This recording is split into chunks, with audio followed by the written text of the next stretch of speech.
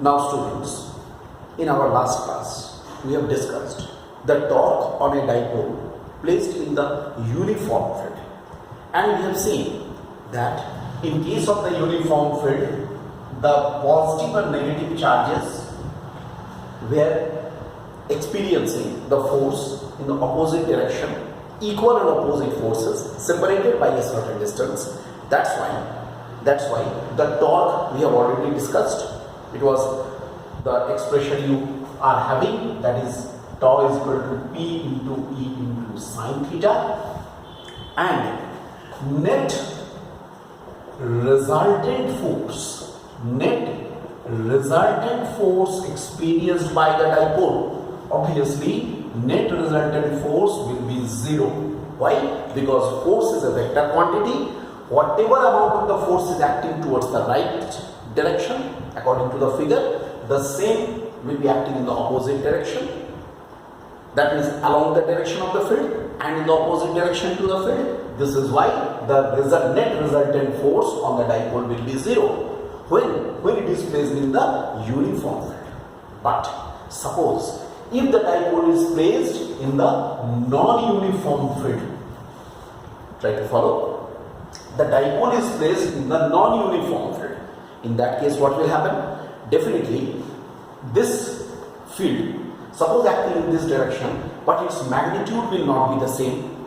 Either the magnitude will be continuously increasing or its magnitude will be continuously decreasing. Right? That means the value of E will not be the constant. This is why what will happen? Here, positive charge plus Q and the negative charge minus Q.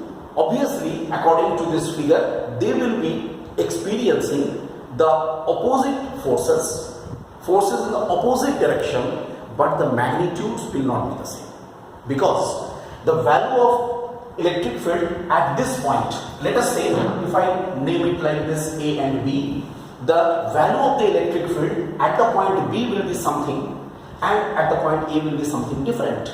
That's why the force at the point B, that is experienced by the positive charge, and that experienced by the negative charge will not be the same.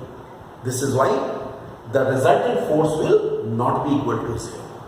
That means in that case, resultant force will not be equal to zero in case of the non-uniform field. Mind this, in case of the non-uniform field, the resultant force will not be equal to zero. However, there will be a turning effect always in this type of the configuration of the forces.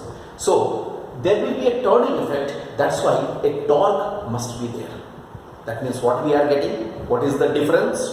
In case of the uniform field, if the dipole is placed, then it will experience a torque, but it won't experience a resultant force.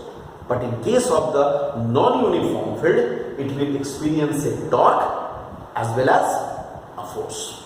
The force will not be equal to zero. The resultant force will not be equal to zero. It will experience a net resultant force. So this was a small bit of things which was remaining in the last class's discussion. We now proceed to our next discussion. Our next discussion is the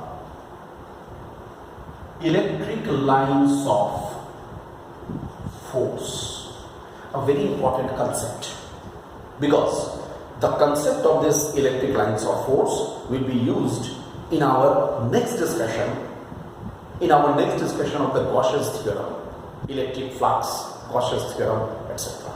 So it's a very important discussion, electric lines of force. Electric lines of force, the concept of the electric lines of force was actually, it was suggested by famous scientist Michael Faraday, proposed by Michael Faraday. First of all, what is the electric lines of force? Electric lines of force means, electric lines of force, it represents a curve along which a positive charge moves in an electric field if the positive charge is free to do so. Once I repeat, if in an electric field, suppose a positive charge is placed, the positive charge, the path of the positive charge which will be followed, the path which will be followed by the positive charge, right, in presence of the electric field is known as the electric lines of force. But condition is provided provided the positive charge is free to do so.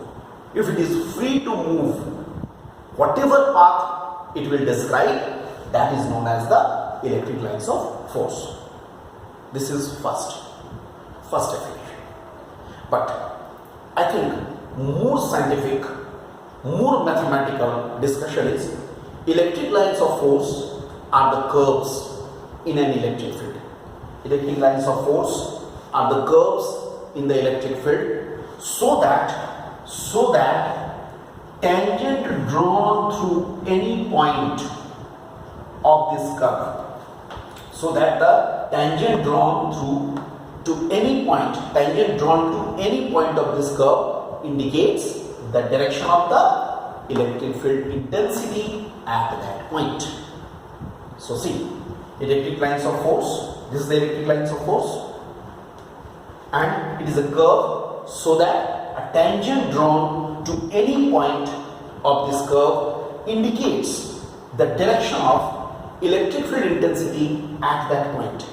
According to the figure, the tangent has been drawn to the point P. So this direction of this tangent will indicate the direction of what? EP vector, field at this point. If I draw a tangent here at the point Q like this, then this is EQ vector. So first was very simple definition, that was simply curve along which the positive charge was moving, and second is, it is if a tangent is drawn, it's a significance, it's a very good significance of this electric lines of force, that if a tangent is drawn to any point of such curve, it gives the direction of the electric field intensity at that point. I hope all of you understood. Now we will discuss the properties of electric lines of force. Very important, the properties of electric